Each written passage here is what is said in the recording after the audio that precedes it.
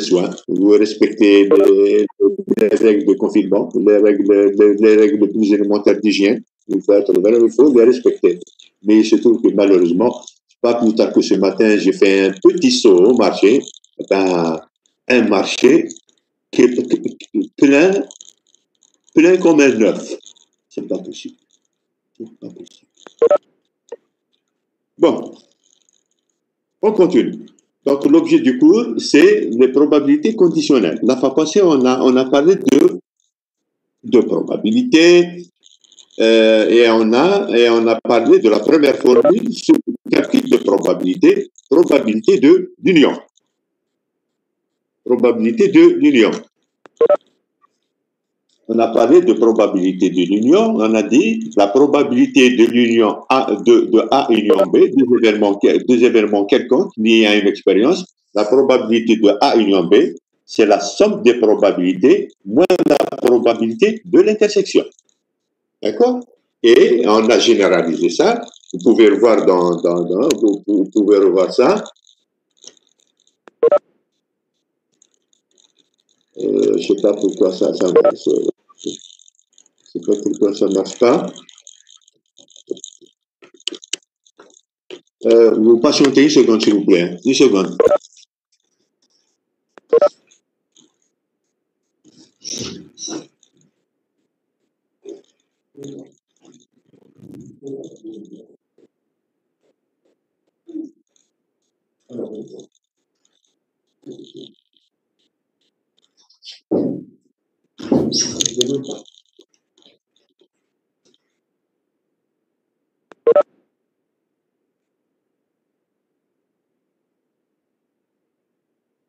Allô.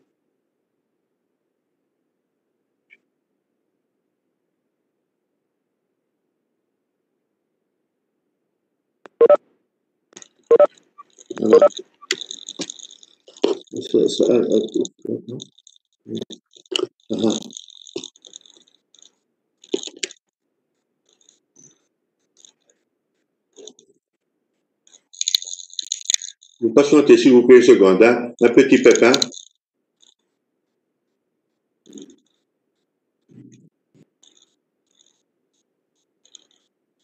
Patientez, s'il vous plaît. Hein?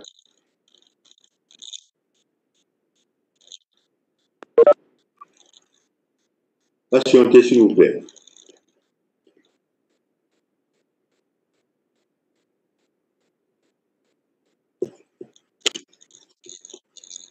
Patientez, s'il vous plaît. Hein? Un petit pépin. Hein?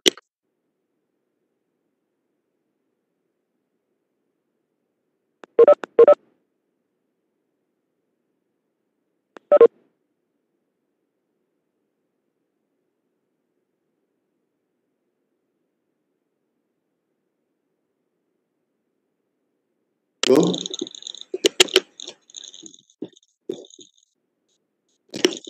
D'accord.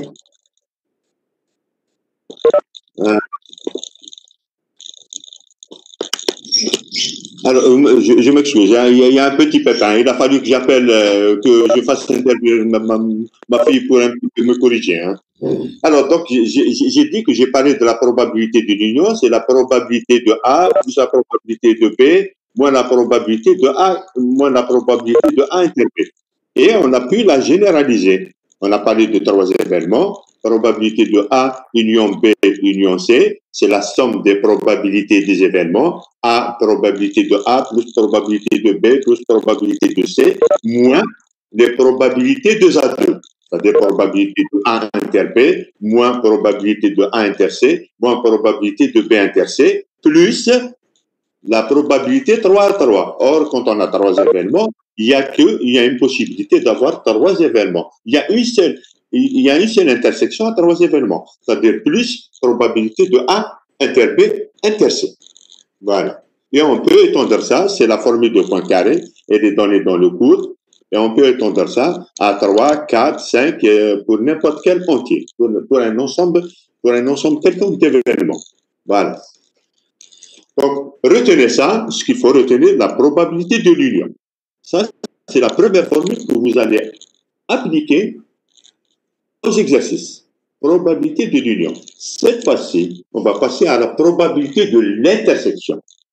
Avant de parler de probabilité de l'intersection, on va parler de probabilité conditionnelle, ce que vous avez sur votre micro, je suppose. D'accord? Alors, on va parler de probabilité conditionnelle, celles qui vont donner naissance aux probabilités de l'intersection. Donc, retenez bien, vous allez retenir deux formules, la probabilité de l'union et la probabilité de l'intersection. D'accord? Donc, avant de parler de probabilité d'intersection, on va d'abord définir qu'est-ce que c'est une probabilité conditionnelle. C'est la probabilité conditionnelle qui va donner naissance à la probabilité de l'intersection. Quand je dis l'intersection, c'est-à-dire la probabilité de l'intersection de deux, de l'intersection de trois événements, 4, 5, etc. On va voir ça. Il va avoir une formule qui ressemble, c'est-à-dire il va avoir, on va donner dans le premier temps, qu'est-ce que c'est la probabilité de A inter B. Après, ça va se généraliser, comme on l'a fait pour la probabilité de l'union. On a donné qu'est-ce que c'est la probabilité de A union B, et après, on a généralisé. P de A union B union C, etc. Cette fois-ci, on va définir la probabilité conditionnelle. De la probabilité conditionnelle, on va définir la probabilité de l'intersection de deux événements, et après, cette formule va se généraliser.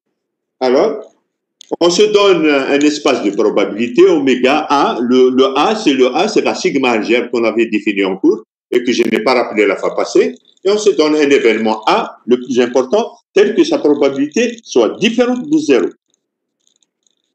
D'accord? Regardez bien. Qu'est-ce que signifie cela? On appelle probabilité conditionnelle de B relative à A ou probabilité de B sachant A. Je le répète, donc on se donne d'abord un événement qui est fixe, de probabilité non nulle. Et on s'intéresse à calculer la probabilité d'un événement B quelconque, sachant que A est réalisé. Alors, comment on définit ça? Ça va être une application, puisque A est un événement fixé, il y a déjà la probabilité sur l'espace tout entier, d'accord? On définit une autre application, P de A, de l'algèbre, de la sigma algèbre dans 0,1. La sigma algèbre, c'est-à-dire, on en a déjà parlé de ça. C'est comme ça que P a été défini. P a été défini sur A. P est une application de A dans 0,1. Ici, on définit une nouvelle application. Jusqu'ici, on ne sait pas si c'est une nouvelle probabilité. On définit une application, P indice A, de la sigma algèbre A dans 0,1. De quelle manière? À chaque événement B, à chaque élément de A, P de A, B, P indice A. B, c'est P de A inter B sur P de A. Ça, c'est par définition. On définit une application de la sigma algèbre A dans 0,1 par ceci. Cette application est notée P de A, P indice A. Si on l'applique à un événement B, on a P de A inter B. P, c'est la première probabilité. Hein? C'est P de A inter B sur P de A. On vous dit que cette nouvelle application est aussi une probabilité.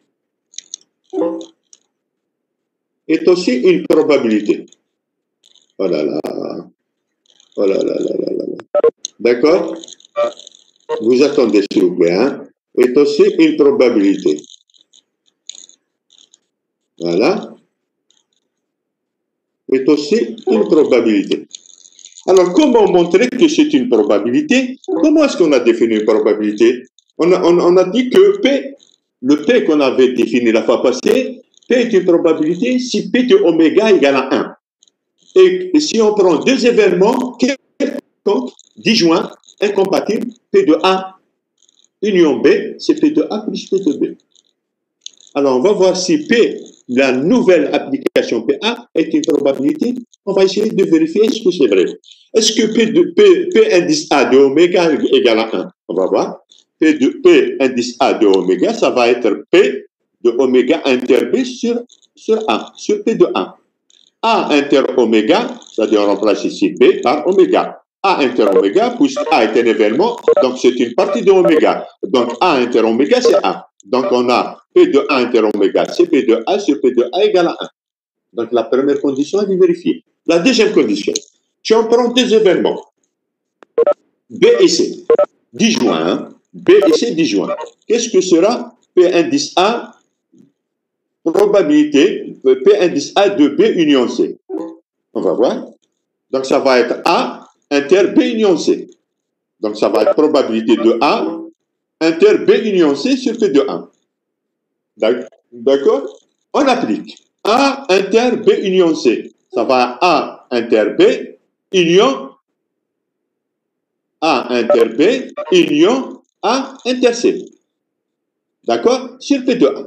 Je répète, je prends deux événements, B et C incompatibles. Mon problème, c'est de vérifier la deuxième condition de la définition de la probabilité. Est-ce que P de A, P indice A de B union C, mon problème, de montrer que ce P de A, B plus P de A, C. D'accord? Alors, qu'est-ce que c'est P indice A de B union C? Ça va être P de A inter B union C. Sur P de A, bien sûr. Donc, A inter B union C, ça va être A inter B union A inter C. Sur P de A. Regardons bien. Qu'est-ce que c'est? On a A inter B union A inter C. Regardez bien. A inter B wahdo et A inter C wahdo. Regardez bien. Si B et C sont incompatibles, il est clair que A inter B, mais A inter C sont aussi incompatibles. Qu'est-ce que c'est A inter B inter A inter C? Ça va être A ça va être A inter B inter C. Mais B et C sont incompatibles. Donc B inter C est un ensemble impossible. Impossible. Donc il ne peut pas se produire en même temps que A. Donc A inter B inter C est un événement impossible. Et donc sa probabilité P de l'événement impossible égale à 0. Donc P de A, B union C, si B et C sont incompatibles, c'est la somme de leurs probabilités. Et donc, la nouvelle application P de A est une nouvelle probabilité sur l'espace oméga 1. Voilà. Alors, cette notation, regardez bien, cette notation qui paraît encombrante, P indice A de B, on n'écrit plus comme ça. On écrit, regardez bien, descendez dans regardez sur votre micro. Regardez bien. On vous dit que P de A, c'est P de A multiplié par P de B slash A. Wesh m'intéresse cette notation. Regardez bien. M'intéresse cette notation. Alors, je reprends un petit peu ce qu'on a fait. Regardez bien. Je reprends le P de A, P indice A de B. On peut écrire que P de A inter B, c'est P de A multiplié par P A B. D'accord? P de A inter B, c'est P de A multiplié par P indice A de B. D'accord? Regardez ici dans votre formule, suivez bien. Ici, on écrit P de A inter B, c'est P de A multiplié par P de B sachant A. On remplace l'application P indice A de B, on remplace l'application P indice A de B par P de B sachant A. Voilà. Donc, de la formule de probabilité, de la définition de la probabilité conditionnelle, on donne la formule de probabilité de l'intersection de deux événements. Ça veut dire que tout simplement, P de A inter B, c'est P de A multiplié par P de B, sachant je répète, voilà, ça c'est la deuxième formule qu'il va falloir retenir. P de A inter B, c'est P de A multiplié par P de B, sachant A. P de B, sachant A. Sachant que l'événement A est réalisé, quelle est la probabilité de B? Voilà. Donc je répète, P de A inter B, c'est P de A multiplié par P de B sachant A. Regardez, on vous dit encore plus bas, c'est la même chose que P de B multiplié par P de A sachant B. Mais attention, regardez, P de A inter B, le A et B jouent un rôle symétrique. Le A peut prendre la place de B et le B peut prendre la place de A. Eh bien, tout simplement, dans la première formule, P de A inter B est égal à P de A multiplié par P de B sachant A, vous remplacez A par B. Si on remplace A par B, on n'a rien fait. A inter B, c'est la même chose que B inter A. Et donc, dans la première formule, le P2A se transforme en P2B et le P2B sachant A se transforme en P2A sachant B. Mais attention, ne confondez pas deux choses différentes. L'événement B sachant A, c'est pas tout à fait, n'a rien à voir avec l'événement A sachant B. Ce sont deux événements complètement différents. Mais les calculs, quand on fait le produit, c'est la même chose. Quand on passe aux probabilités, les probabilités donnent le même résultat. Ça ne veut pas dire que P2B sachant A égale à P2A sachant B. Ça, c'est pas vrai. Et ici, il va falloir que P2A soit égal à P2B. Mais ici, P2A et P2B sont quelconques. Donc, retenez bien, dans cette double égalité, B sachant A, c'est pas la même chose que A sachant B, et aussi, probabilité de B sachant A, ce n'est pas la même chose que probabilité de A sachant B. D'accord? Regardez bien, dans la première égalité, P de A inter B, c'est P de A multiplié par P de B sachant A. Ça, on l'a défini lorsqu'on a supposé que P de A est différent de B. Logiquement, on doit aussi faire la même chose. On doit supposer que si ça est égal à ça, on doit aussi supposer que P de B est aussi différent de 0. Donc, retenez une chose, que P de A inter B, c'est toujours P de A multiplié par P de B sachant A. Est égal aussi à P de B multiplié par P de A sachant B, à condition que la probabilité des deux événements soit complètement différente de 0. Voilà. Vous allez dire, monsieur, laquelle des deux qu'il va falloir prendre? Eh bien, c'est dans l'exercice, vous verrez qu'est-ce qu'il faut prendre. Est-ce qu'on commence par P de A après P de B sachant A, ou bien on commence par P de B? Ça, c'est l'énoncé de l'exercice. Une fois qu'on a bien compris l'énoncé de l'exercice, on saura par quoi commencer. Est-ce qu'on commence par P de A, après on termine par P de B sachant A, ou là on commence par P de B et on termine par P de E sachant B. Voilà. Voilà, maintenant est arrivé de la même manière que ce qu'on a fait avec la probabilité d'union de trois événements, probabilité de l'union de trois événements. Ici, c'est la généralisation de cette formule de P inter P égale à P de A multiplié par P de B sachant A. Donc, retenez une chose. On va continuer. Hein. Retenez une chose. Il y a deux formules.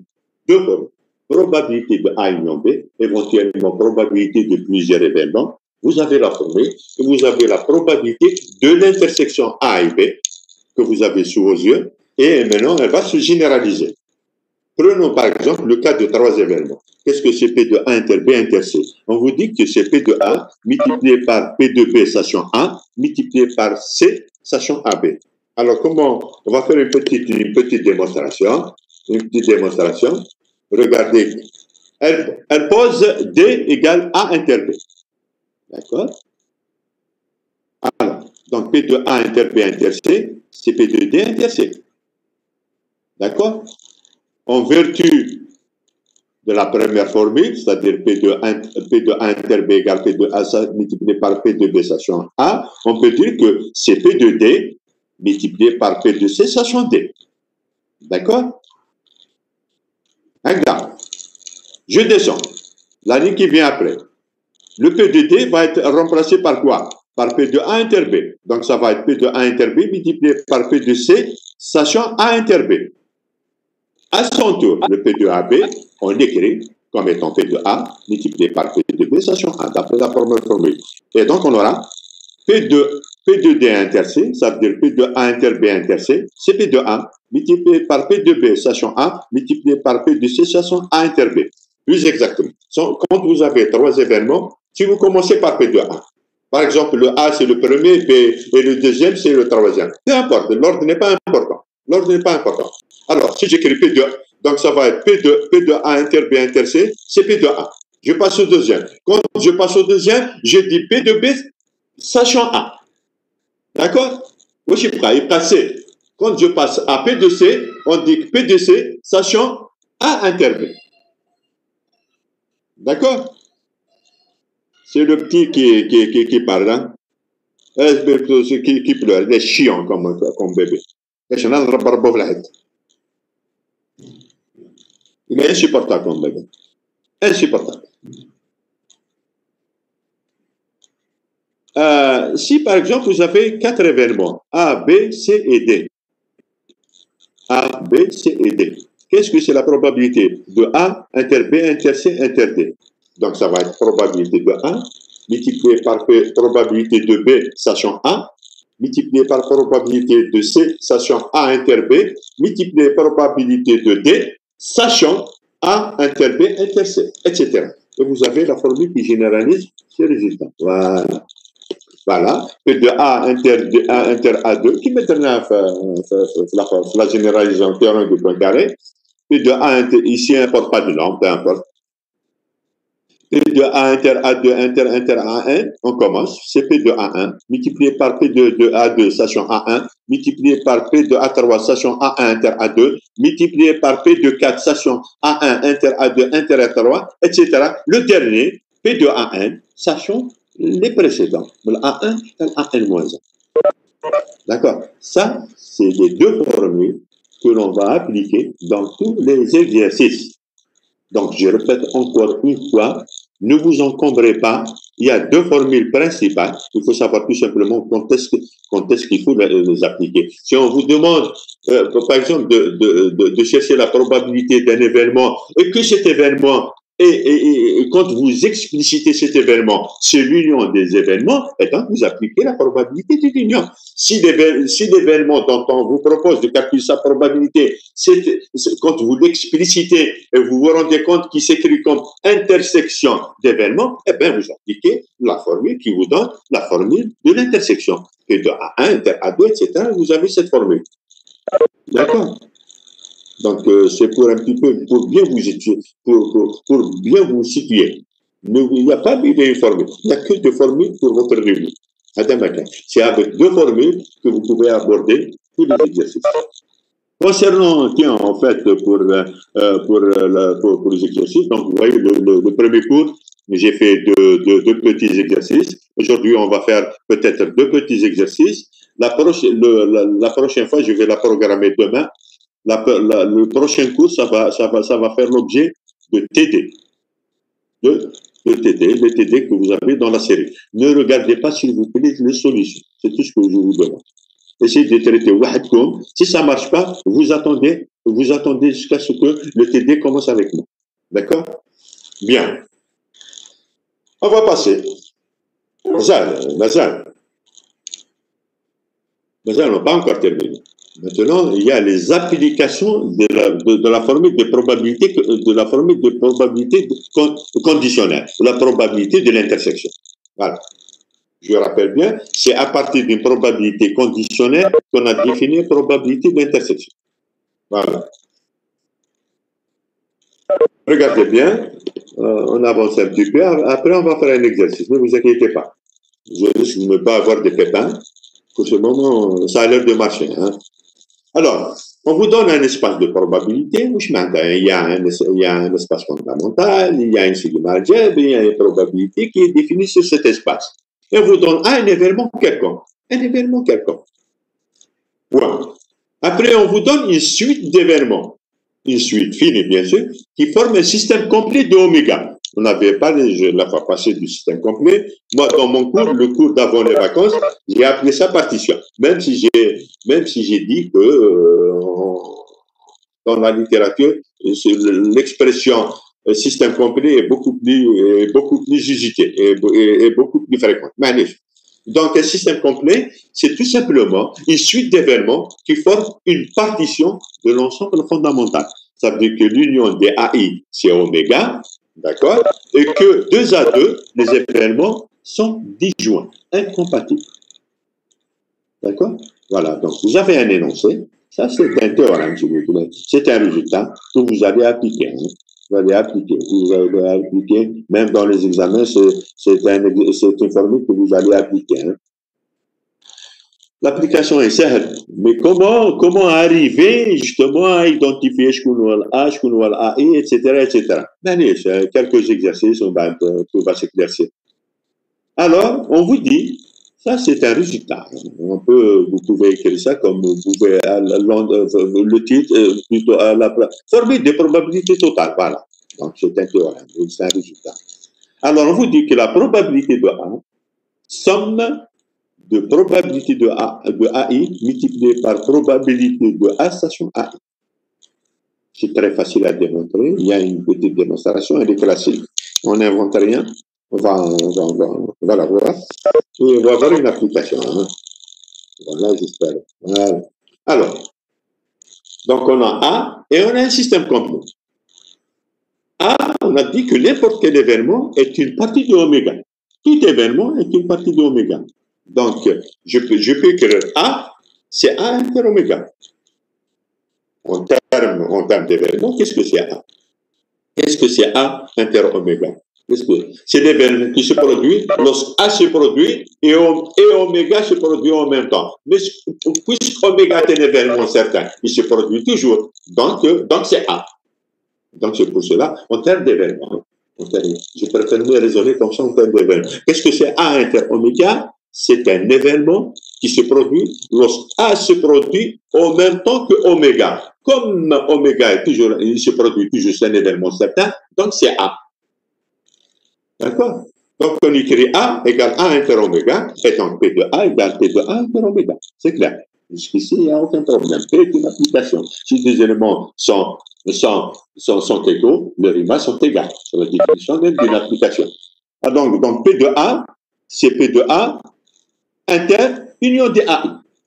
Puisqu'on dit que, par hypothèse, que AI forme un système complet, une partition. Ici, vous avez la distributivité de l'intersection par rapport à l'union. Donc, ça va être P de l'union A inter AI. D'accord? Maintenant, j'attire. Ah, si j'étais en face de vous, si c'était dans un amphi, j'ai mes étudiants en face de moi, j'aurais proposé un point de gratification. Vous allez me dire comment est-ce qu'on est passé de la première, de P de A union, P de l'union A inter AI, à la somme de P de A inter AI. Dommage, je n'ai pas en face, je vous ai pas en face de vous. Je ne suis pas dans un amphi. Parce que ça mérite un point.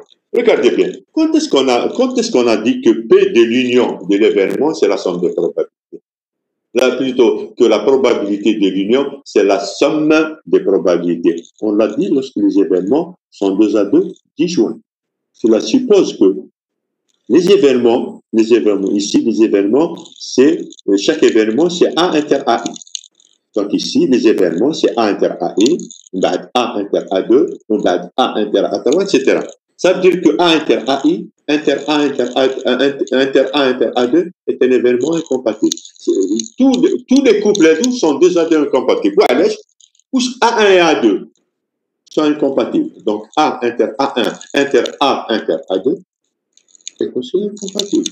Qu'est-ce que c'est A inter A1 inter A2? C'est un événement qui arrive lorsque A arrive, A1 arrive et A2 arrive. Or, A1 et A2 n'arrivent jamais en même temps. Donc, A ne peut pas arriver en même temps qu'un événement impossible. Donc, c'est un événement impossible. D'accord? Donc, A inter AI, inter A inter A2 est un événement impossible. A inter A2, A inter AJ, inter A inter AK est un événement possible. Donc, les intersections sont 2 à 2 disjointes. Et donc, probabilité de l'union de l'intersection, c'est la somme des probabilités. D'accord? L'incompatibilité des intersections est due à l'incompatibilité de AI. Voilà. Donc, vous avez la somme. Donc, P de l'union de A inter AI, c'est la somme de P de A inter AI. Mais on sait bien que P de A inter AI, on a dit dans la première formule, c'est P de AI multiplié par P de A station AI. Je répète, je vous renvoie plus haut, plus haut, j'espère.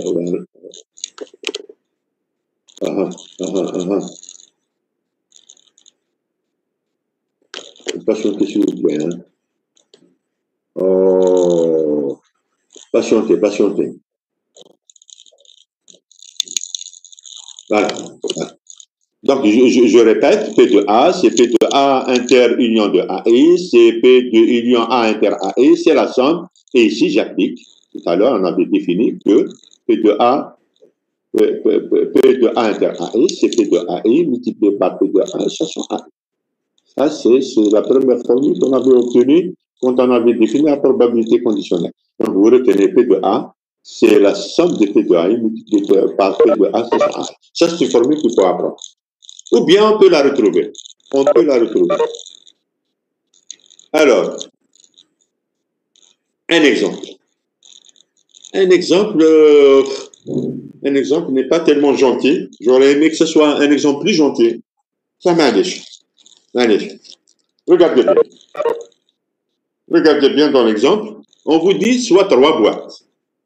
B1, B2, B3. Contenant chacune, respectivement, Wahda, 2 boules noires, Wahda, 2 boules blanches, Wahda, la troisième, une boule noire et une boule blanche. D'accord? Alors, un énoncé, je crois qu'il y a une petite erreur hein, dans l'énoncé. Je crois. On va voir. Hein. On vous dit on a 2 fois plus de chances de choisir la boîte B3 que l'une des 2 autres boîtes. Je crois que ce n'est pas l'une, que chacune des 2 autres boîtes. Je crois qu'il s'agit de chacune des 2 autres boîtes. Donc, pour ce moment, rectifiez l'une. À la place de l'une, vous écrivez chacune. Donc, dans l'énoncé, on vous dit on a 2 fois plus de chances de choisir la boîte B3 que chacune des 2 autres boîtes. Oui, je m'entends. Je continue. Hein. On choisit une fois qu'une boîte est choisie, de cette boîte, on tire une boule. De cette boîte choisie, on tire une boule. D'accord? Et on vous dit, on tire une boule, et on vous dit que la probabilité que la boule tirée soit noire. Avant de répondre à la question, je dois d'abord décortiquer l'énoncé. Donc, je répète, vous avez trois boîtes. On va choisir Wahda minhum. Une fois que Wahda minhum est choisie, on tire une boule. On vous dit quelle est la probabilité que la boule tirée soit noire. Voilà. Alors, qu'est-ce qu'il y a de plus dans cet exercice? C'est que le choix des boîtes n'est pas loyal, si tu veux. Parce que normalement, si on a 3 boîtes, il y a les mêmes chances de choisir Wahda, logiquement. C'est-à-dire que la probabilité de choisir une, normalement, s'il n'y a aucune contrainte, normalement, c'est un tiers pour l'une, un tiers pour l'autre et un tiers pour l'autre. C'est des événements équiprobables. Quand on lance un dé, si le dé il est bien fait, il n'est pas truqué, la probabilité d'arriver que 1 arrive, c'est la même chose que la probabilité que 2 arrive, etc. C'est 1 sur 6. Ici, si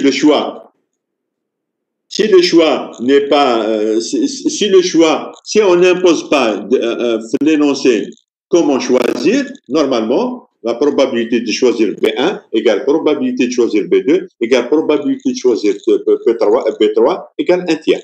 Parce que la somme doit donner 1. D'accord? Mais ici, on vous dit, quand on choisit la boîte B3, c'est 2 fois plus la chance de choisir la boîte 1 ou la boîte 3. Donc, on ne connaît pas jusqu'ici quelle est la probabilité de choisir B1, la probabilité de choisir B2, la probabilité de choisir B3. Mais on peut la connaître. Bon, si on ne connaît pas, je pose A, par exemple, posons par exemple, on écrit B1, c'est choisir la boîte B1. B2, c'est choisir la boîte B2. C'est une notation. B3, c'est choisir la boîte B3. D'accord? Je ne connais pas jusqu'ici la probabilité de B1. La probabilité de choisir la boîte B1. Je ne connais pas jusqu'ici la probabilité de choisir B2. C'est-à-dire choisir la boîte B2. Et la probabilité de choisir B3. Alors, mais ce n'est pas la fin du monde. Si je pose A égale probabilité de B1, c'est aussi égal à la probabilité de B2. Puisqu'on vous dit ici, B1 ou B2, il n'y a aucun problème. Il y a la même possibilité, ils ont les mêmes chances. Par contre, probabilité de B3, c'est 2 fois la probabilité de B1 et c'est de B1 et 2 fois la probabilité de B2. Parce que je vous ai dit de rectifier les taux, un petit peu l'énoncé. On vous dit on a 2 fois plus de chances de choisir la boîte B3 que chacune des 2 boîtes. Donc la probabilité de B1 plus la probabilité de B2 plus la probabilité de B3, ça va être probabilité de B1 plus probabilité de B2 comme probabilité de B2 égale probabilité de B1. Donc ça va être probabilité de B1 plus probabilité de B1 et la probabilité de B3, c'est 2 fois la probabilité de B1. Pardon. Donc on aura probabilité de B1, probabilité de B1 plus probabilité de B2 qui est égal à B1, plus 2 fois probabilité de B1 égale à combien? On a 4 fois probabilité de B1 égale à 1. La chance doit donner 1. Et donc, probabilité de B1, c'est 1 quart. La probabilité de B2, c'est 1 quart. Et la probabilité de B3, c'est 1 2. Si le choix était loyal, il n'y a pas de contrainte, on aurait probabilité de B1 égale probabilité de B2 égale probabilité de B3 égale 1 tiers. Mais comme on vous dit que choisir B3, c'est 2 fois plus de chances que chacune des 2, ça veut dire 2 fois la probabilité de tirer B3 égale 2 fois la probabilité de tirer B1, qui est égale à 2 fois la probabilité de tirer B2. Donc, probabilité de B1 plus probabilité de B2, ça veut dire plus probabilité de B1, plus 2 fois probabilité de B1, ça fera 4 probabilités de B1 égale à 1. Et donc, probabilité de B1 égale 1 quart, comme probabilité de B2 égale probabilité de B1, donc 1 quart, et donc la probabilité de choisir la boîte B3, c'est 2.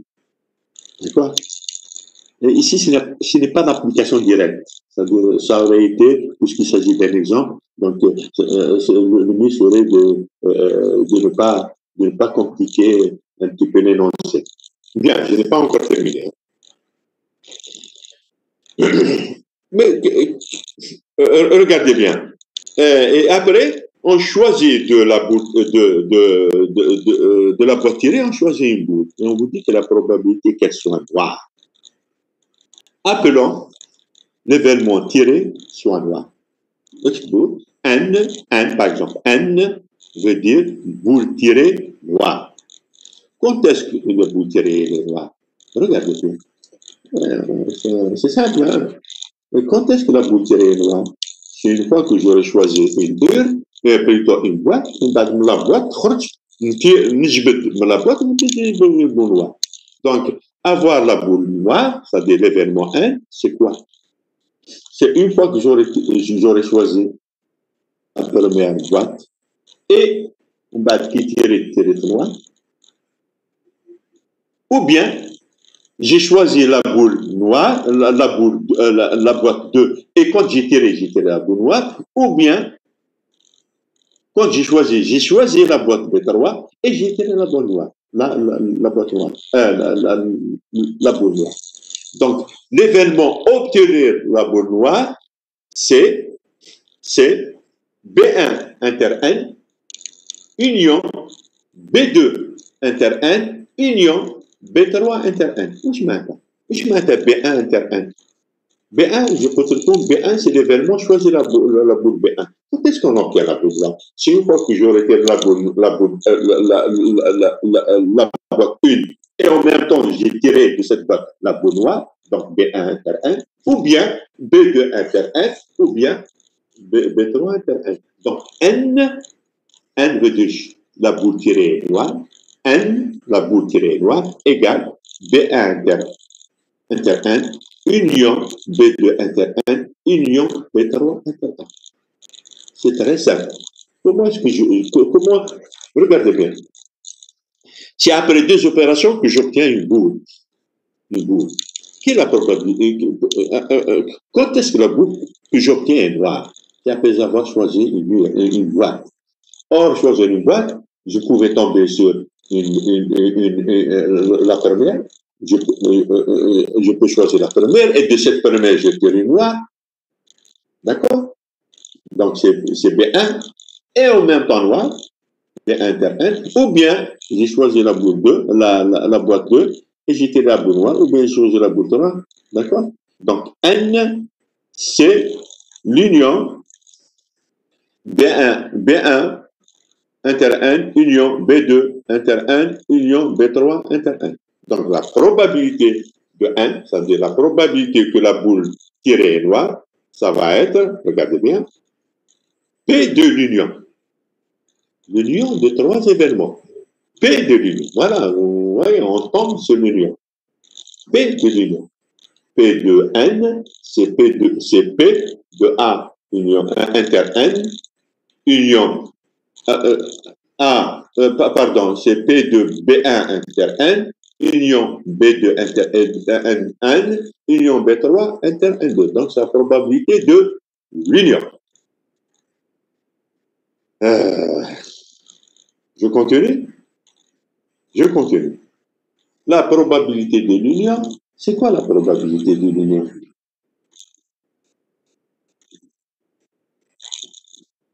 La probabilité de l'union de N inter B1,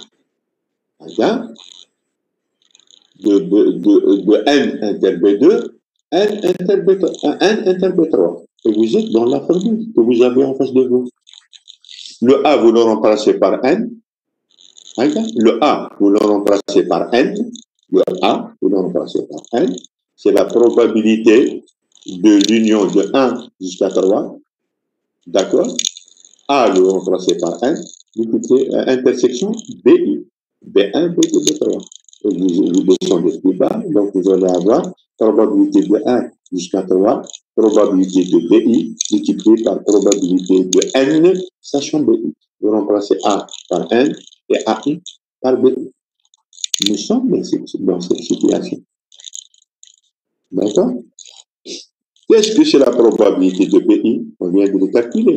Probabilité de B1, c'est 1 quart. Probabilité de B2, c'est 1 quart. Probabilité de B3, c'est 1 demi. Maintenant, qu'est-ce que c'est probabilité de A sachant AI?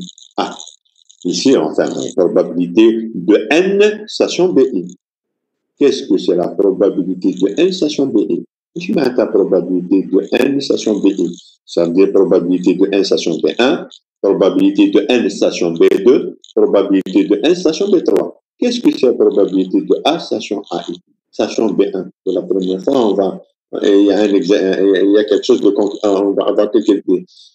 Sachant que j'ai choisi la boîte B1, quelle est la probabilité que la boule soit noire? Ça veut dire que tout simplement, puisque B1 compte 2 boules noires, dans la probabilité, c'est 1 demi. Qu'est-ce que c'est P de N sachant B2? C'est où je m'entends. Sachant que j'ai choisi la boîte 2, quelle est la probabilité que la boule soit noire?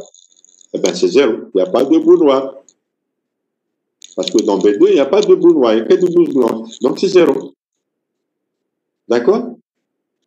Et sachant que j'ai tiré la boule et que j'ai choisi la boîte 3, quelle est la probabilité que la boule soit noire? Il y a une boule noire et une boule blanche, donc 1 demi. Donc, vous allez avoir P de A1, P de B1 égale 1 quart, multiplié par P de N sachant A1, par P de N sachant N1, c'est 1 demi. Après, plus 0. Et après, plus 1 demi multiplié par 1 demi. Vous faites la somme et vous trouvez le résultat. D'accord? Là, c'est un exercice. Hein? Voilà. Et on termine le cours par cette fameuse formule qui est très connue. Et on va faire un exercice aussi. Donc, je répète, lundi, probablement, on fera un TD. On fera un TD, on fera un TD, les TD que vous avez. Hein? On va faire les TD, les exercices que vous avez ici. On va en faire 2, 3, 4, mais doucement. Hein? Alors, on termine avec la formule de Weiss, que vous aurez probablement un examen. La formule de base, c'est inévitable. D'accord? Alors, il va falloir expliquer des choses. Il y a un exercice plus bas. Regardez bien, plus bas, il y a un exercice. D'accord? On va le faire. Hein, ne vous inquiétez pas. On va d'abord décortiquer. On va d'abord voir qu'est-ce que c'est la formule de base. En quoi consiste la formule de base? La formule de base, parfois, pour la probabilité des causes. La cause, c'est pas. D'accord? Mais il a connu sous cette appellation. Hein, formule de base. Mais en réalité, c'est la formule des causes. Formule de probabilité des causes. Vous pouvez écrire, c'est la formule de probabilité des causes. Alors, qu'est-ce que c'est la formule de base? Bien sûr, elle va s'inspirer de ce qui a été fait déjà précédemment. Elle va s'inspirer de cette formule, hein, de la formule AGLA. La formule AGLA. Probabilité de A, c'est la somme de R. Lorsque les AI forment une partition, forment un système complet. Lorsque les AI forment un système... tiens, tout à l'heure, vous allez me dire, pourquoi, monsieur, les AI, vous n'avez pas dit, vous avez identifié les AI à BI. Donc, cela suppose que les BI forment un système. Oui, les BI forment un système complet. Les BI, vous choisissez une parmi les trois. Donc, la probabilité, la somme des probabilités des choix de B1, B2, B3, c'est 1. Pourquoi c'est un système complet? C'est un système complet parce que B1 ne peut pas arriver en même temps que B2. Je choisis une parmi les trois. Donc, on ne peut pas avoir les deux. Donc, B1 inter B2. B1 inter B2, c'est un événement possible. B2 inter B3, c'est un événement possible. B1 inter B3, c'est un événement possible. Donc, ils sont tous à deux disjoints. Mais ça forme un système complet. Ça veut dire que c'est l'espace tout entier. Il y a une expérience qui consiste à choisir. D'accord? Il y a trois choix. Donc, la probabilité de ces trois choix, c'est la somme des probabilités, c'est 1. C'est un système complet. D'accord? Donc, je reviens à la formule de base. Enfin. Alors, en quoi consiste la formule de base? La formule de base, elle consiste en ceci. Vous avez un espace de probabilité, vous avez un événement quelconque. Et vous avez une suite d'événements qui constituent un système complet. Voilà. Ici, on a directement parachuté la formule. Bon, il y a une petite démonstration. Ce n'est pas méchant. Regardez bien. Ici, donc vous avez un événement et vous avez une suite d'événements qui forment un système complet. Alors, qu'est-ce qui est connu dans la formule de base? Pour pouvoir calculer la formule de base, il faut connaître toutes les quantités qui sont sur la partie droite de votre égalité. Il va falloir connaître P de AI et P de A sachant AI. Donc, on applique, donc je répète, quand on a à appliquer une formule de base, ça veut dire qu'on a ces données. On a un système complet, on a un événement. D'accord? On a un événement qu'on appelle 1. Alors, ce qui est donné, c'est la probabilité de chaque événement du système complet. Et aussi, la probabilité que de l'événement A, sachant AI. La probabilité de tous les événements A, sachant AI. Ça doit être donné dans l'énoncé de ces deux quantités que vous allez identifier. Et qu'est-ce qu'on demande de calculer? Regardez bien. On vous demande de calculer la probabilité de AI sachant A. Oui, c'est bien. On va montrer ici, hein, c'est facile, que la probabilité de AI sachant A, c'est ce que vous avez sur votre droite. Ne confondez pas, comme je l'ai dit tout à l'heure, ne confondez pas AI sachant A, mais A sachant AI. Vous êtes une fin. Donc, ce qui sera donné dans la formule de probabilité, pour appliquer la formule de probabilité, la formule de base, on va vous donner le P de AI et la probabilité de A sachant AI. Et on vous demande de calculer la probabilité de AI sachant A. Moi, je m'attends. Je vais revenir. On va aller ici, la probabilité des causes. Sachant que l'événement A est arrivé, quelle est la probabilité que ce soit AI qui est la cause de l'arrivée de A? Parce que A l'arrivée de A peut être causée, peut être le c'est A1, ou le c'est A2, ou le c'est A3, etc. Donc, voilà chez moi la probabilité, la formule de probabilité des causes. Quelle est sachant que l'événement A est arrivé, quelle est la probabilité que ce soit l'événement A1, par exemple, qui est la cause de l'arrivée de A, ou là, quelle est la probabilité de A2, qui est la cause de l'événement de A. Quand je dis la cause de l'événement A, ça veut dire que sachant que A est arrivé, quelle est la probabilité que ce soit A2 qui donne l'arrivée de la réalisation de A. Et vous avez cette formule. D'accord? Alors, comment retrouver cette formule? Donc, je répète, on vous donne le P de AI et on vous donne le P de A station AI. Et le problème, c'est de calculer la probabilité de AI sachant A. C'est ça la formule de base. Sachant que A est arrivé, quelle est la probabilité que ce soit AI qui est la cause de l'arrivée de A. Quand je dis AI, ça veut dire que la probabilité I peut être 1 ou 2 ou 3. D'accord? Ça peut être le A1 qui est la cause de l'arrivée de A. Ça peut être A2. D'accord? Comment démontrer ça? Mettez de côté cette formule, on regarde qu'est-ce que c'est P de AI station A. On applique la formule de probabilité conditionnelle de tout à l'heure. D'accord? La probabilité, tout à l'heure, on l'avait noté, P indice A. D'accord? Et après, on vous dit, on remplace ça par P de AI station A. P de AI station A, la définition, c'est ça. Donc, P de AI station A, c'est P de AI multiplié par P de A station AI. D'accord? Regardez dans la formule que vous avez. Donc, vous avez, je répète, P de A station A, P de AI station A, c'est P de AI inter A. Or, P de AI inter A, c'est P de A, c'est P de AI multiplié par P de A station AI. Donc, vous avez le dénominateur, plutôt le numérateur. Regardez en haut de la formule, vous avez le numérateur. Et qu'est-ce qui reste? Il reste le dénominateur. Qu'est-ce que c'est le dénominateur? On a P de A, d'après la formule précédente, c'est ça. C'est ça. On remplace P de A par la somme qu'on avait trouvée tout à l'heure. Et donc, vous avez cette formule. Voilà. Donc, directement, vous avez la formule. D'accord? La formule de base, parfois, il est un petit peu compliqué pour l'appliquer. Hein. Bon, ici, vous avez un exercice très simple. Essayez de le refaire, de comprendre. Vous allez vous rendre compte que, mis à part, parfois, c'est un petit peu difficile d'appliquer la formule, mais globalement, c'est un petit peu le même esprit que cet exercice. C'est un petit peu le même esprit. Voilà. Donc, c'est un exercice. C'est un exercice qui illustre bien la formule de base. Regardez bien. On va le faire. On va le faire.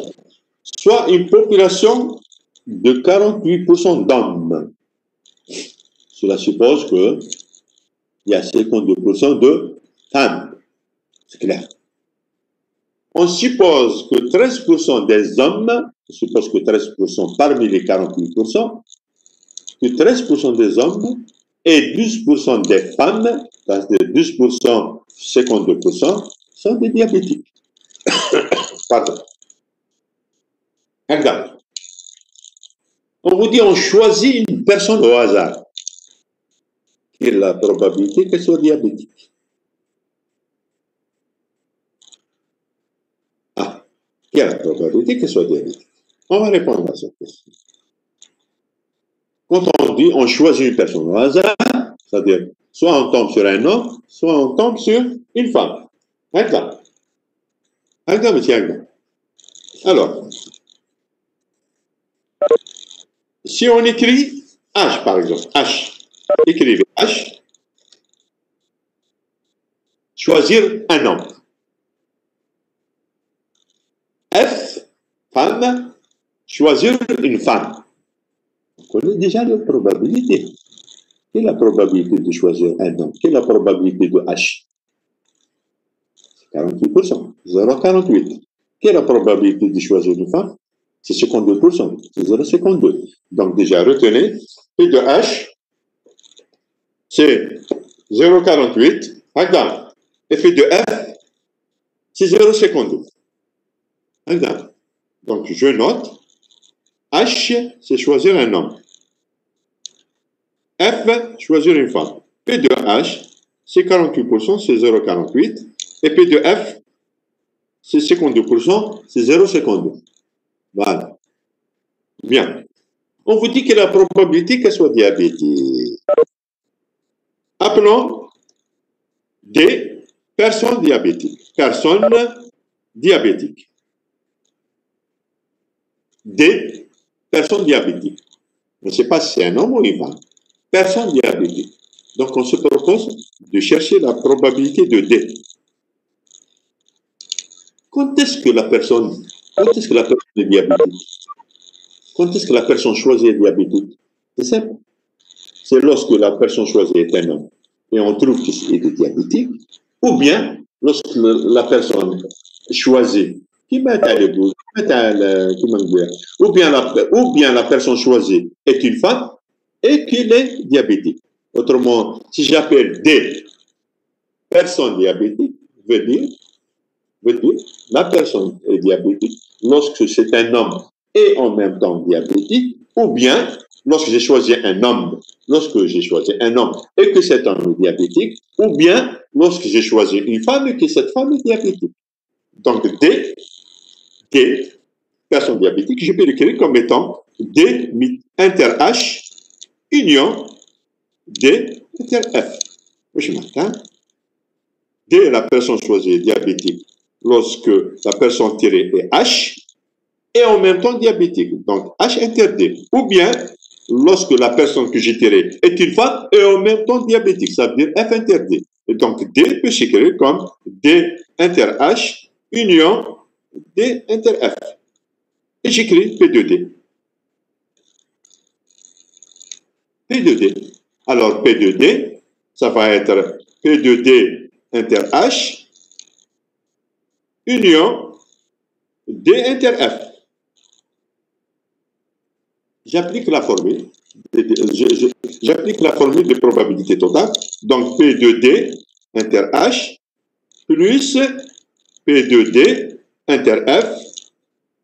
Après, moins P de D inter H inter D inter F. Je répète, D, je peux l'écrire comme D inter H union D inter F. Donc, la probabilité de D, c'est la probabilité de l'union. C'est probabilité de D inter H union D inter F. Et donc, c'est la probabilité de D inter H plus probabilité de D inter F moins la probabilité de D inter H inter D inter F. Bien. Qu'est-ce que c'est, s'il vous plaît, la dernière probabilité? Probabilité de D inter H inter D inter F. C'est-à-dire que la probabilité de choisir de tomber sur une personne diabétique lorsque c'est un homme et en même temps c'est une femme. C'est un événement impossible. Parce que quand on fait un choix, quand on choisit une personne. Soit c'est un homme, ou bien c'est une femme. Donc, D inter H inter D inter F est un événement impossible, et donc c'est zéro. D'accord?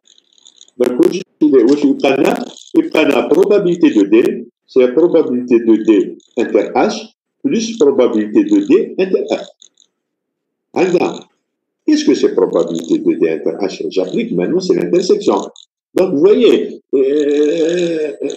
à chaque chose, il faut voir qu'est-ce qu'il faut appliquer. Qu'est-ce que c'est P de D inter H? C'est P de D inter H, c'est P de H multiplié par P de D sachant H. Qu'est-ce que c'est P de D inter F? C'est P de F multiplié par P de D sachant F. Qu'est-ce que c'est P de H? La probabilité de choisir homme, c'est 0,48. D'accord? Et après, multiplié par P de D sachant H. Ah.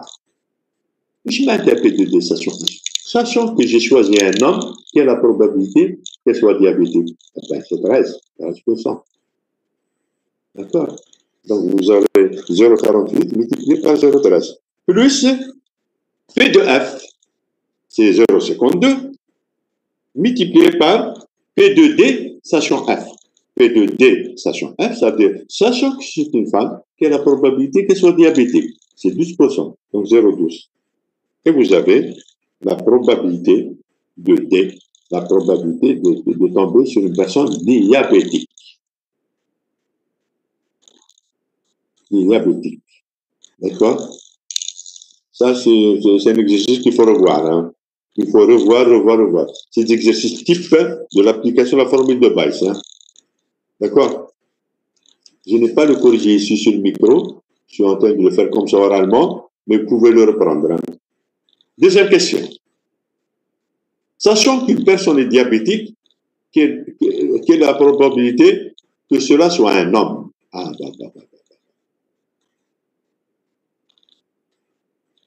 regarde. Où je m'attends? Mais diabétique, diabète, je suis diabète, la mara. Maintenant, on a probabilité de cause. On a formule de Bayes. Sachant ici, tout simplement, il s'agit de calculer la probabilité de D, sachant H. Quelle est la probabilité que la personne soit diabétique, sachant que la personne choisie est un homme?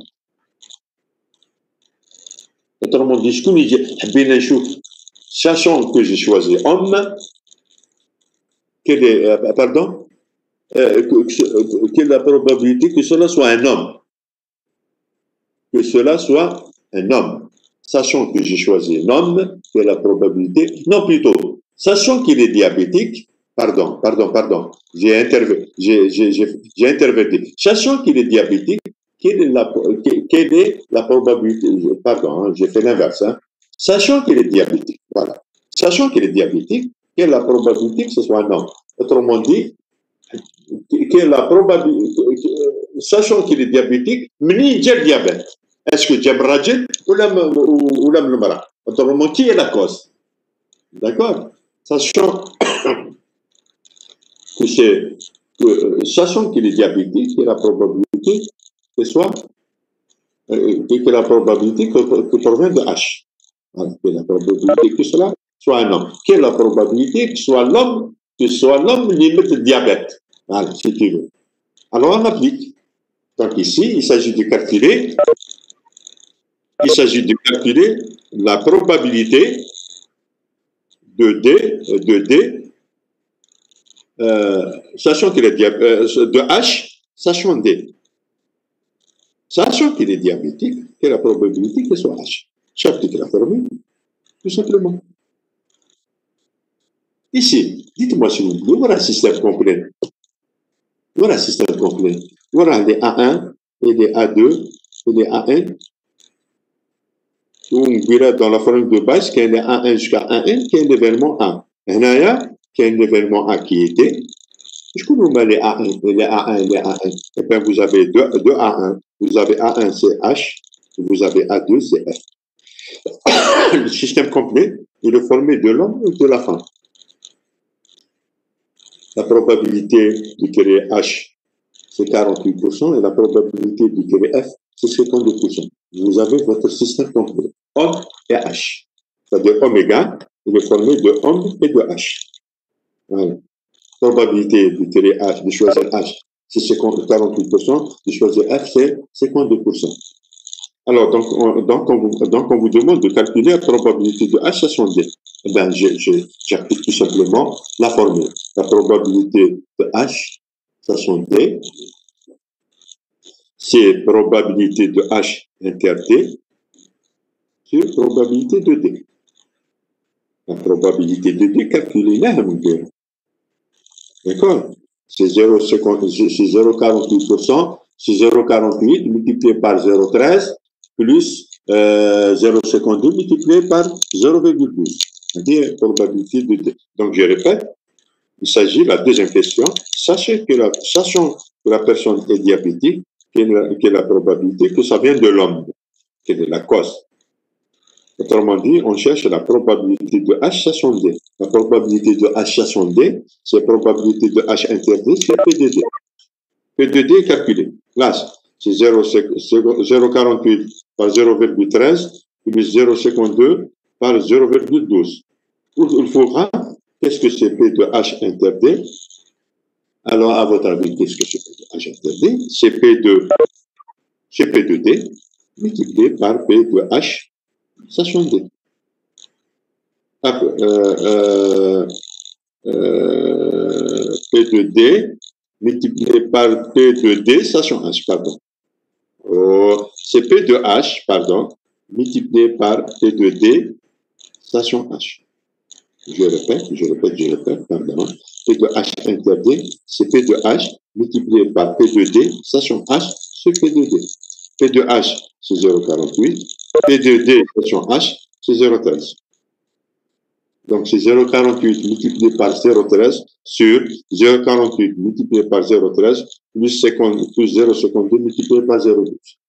Je répète encore. Je commence déjà à... Alors, la deuxième question, et ça c'est une personne diabétique et la personne que ce soit un homme. Autrement dit, il s'agit de calculer la probabilité de H sachant D. C'est-à-dire la probabilité, sachant qu'elle est diabétique et la probabilité que ce soit un homme, que la cause soit l'homme. Voilà. J'applique la formule, c'est P de H inter D sur P de D. P de D, on a dit qu'on vient de calculer. C'est 0,48 par 0,13 plus 0,52 par 0,2. Il faut qu'à P de H inter D, j'applique la formule, c'est P de H multiplié par P de D, sachant H. P de H, choisir un nombre, c'est 0,48. P de D, sachant H, c'est 0,13. Et voilà. Vous avez calculé P de H sachant D. Deuxième, plutôt la troisième. Ah, j'aurais aimé avoir en face de moi les étudiants pour leur proposer un point. Ou plutôt même un point, oui, pas plus. On vous dit, si une personne n'est pas diabétique, que la probabilité soit une femme. C'est-à-dire, sachant que la personne qu'on a choisie n'est pas diabétique, quelle est la probabilité que ce soit une femme? Donc, il s'agit de probabilité, sachant qu'elle n'est pas diabétique. Je m'intéresse, elle n'est pas diabétique. Si D veut dire personne tirée est diabétique, personne n'est diabétique, donc c'est D bar. C'est clair. Donc ici, on se propose de calculer la probabilité de F, sachant D bar. Sachant qu'elle n'est pas diabétique, quelle est la probabilité que cela soit une femme? Donc, il s'agit de calculer probabilité de F, sachant D bar. D'accord? D'accord? J'applique la formule. Ne vous inquiétez pas. Donc, ça va être probabilité de F inter D bar, d'accord, sur P de D bar. Maintenant, on applique les petites propriétés qu'on avait tout au début du cours. Alors, qu'est-ce que c'est F, P de F D bar? On l'a vu au cours. On a vu, qu'est-ce que c'est la probabilité de A moins B? Qu'est-ce que c'est A moins B? A moins B, c'est l'événement qui se produit. Lorsque A se produit et D et B ne se produit pas. Donc, c'est A inter B bar. Donc, rappelez-vous bien, on a vu ça. Et on a dit que la probabilité de A inter B bar, on l'a fait en cours et on l'a fait durant, je l'ai rappelé durant le premier cours qu'on a eu en ligne comme ça. C'est la probabilité de A inter B bar, c'est la probabilité de A moins la probabilité de A inter B. C'est pour ça que je vous dis, c'est une formule très importante. Elle arrive souvent dans les examens, dans les exercices. Donc, probabilité de F inter D bar, c'est la probabilité de F, si je ne me trompe pas, moins probabilité de F inter D. D'accord? Pour Tata, P de D bar. Qu'est-ce que c'est P de D bar? On a dit que c'est 1P, 1 moins P de D. On a tout ça. On a tout ça. Donc, je répète, la troisième question, il s'agit de calculer la probabilité de f, sachant débat, au chemin de f. Probabilité, pour que ce soit, sachant qu'elle n'est pas diabétique, c'est-à-dire la probabilité, c'est-à-dire débat, et on voudrait bien savoir si ça provient d'une femme. Donc, ça, on cherche la probabilité de f, sachant débat. J'applique la formule, la probabilité conditionnelle, c'est P de f interdébat sur débat. Il faut qu'un P de f interdébat, on a déjà vu cette formule, je l'ai rappelé tout à l'heure, c'est P de f, revoyez votre cours, revoyez, vous l'avez dans votre PC, P de f interdébat, ici ce n'est pas f, ce n'est pas d, et dans votre cours, c'est a et b. P de a interdébat, c'est P de a moins P de a inter b. Donc ici, P de f interdébat, c'est P de f moins P de f inter b. P de débat, c'est 1 moins P de d. Donc P de d, il faut rechercher P de d. P de d, la probabilité que soit diabétique, on l'a calculé. On l'a calculé, hein. La première question, on l'a calculé. Donc P de débat, c'est 1 moins P de d. Donc c'est calculé. Donc les dénominateurs est calculé. Il reste le numérateur. La probabilité de f interdébat. La probabilité de f interdébat, c'est P de f. On le sait, c'est 0,12. Là, non, pardon, c'est 0,52 moins P de f inter d. Qu'est-ce que c'est P de f inter d?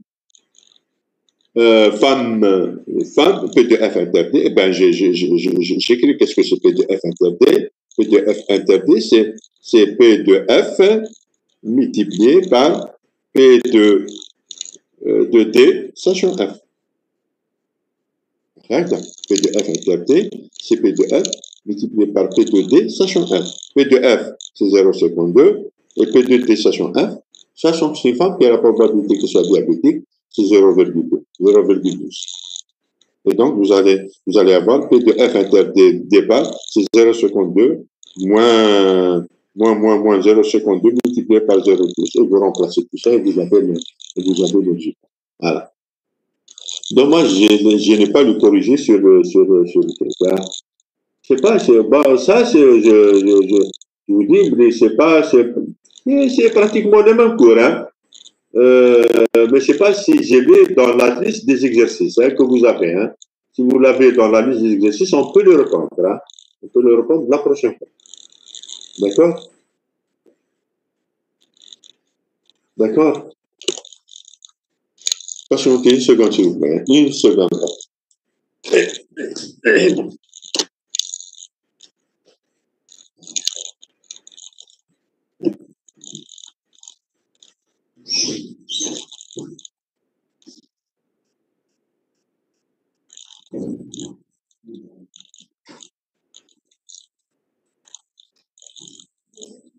Hein? Donc,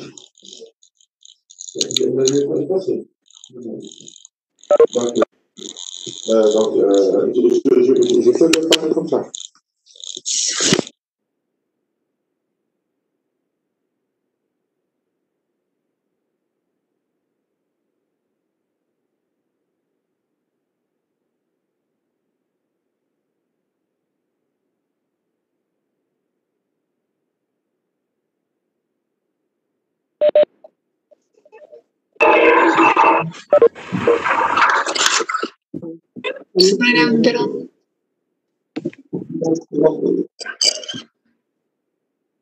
Alors, posez-moi la question, s'il vous plaît.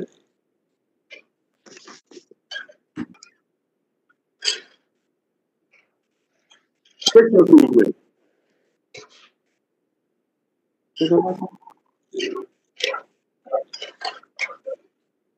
Est-ce qu'ils sont restés américains? Ouais.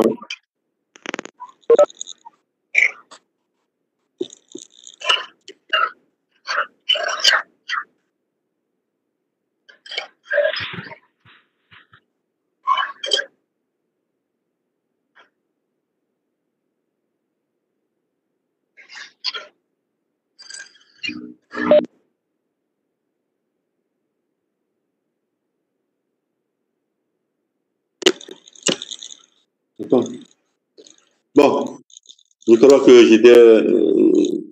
que j'arrive au terme de mon cours. On laissera ça pour la prochaine fois.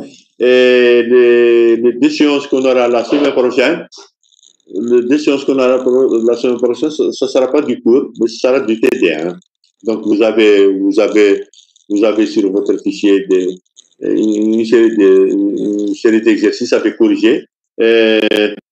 S'il vous plaît, ne regardez pas les corriger. Ce n'est pas intéressant de regarder les corriger. On va les traiter ensemble. Et si des choses ne vont pas, ben vous pouvez consulter votre corrigé. Sinon, au départ, ne consultez pas consultez pas le corrigé. D'accord? Ben, je vous laisse.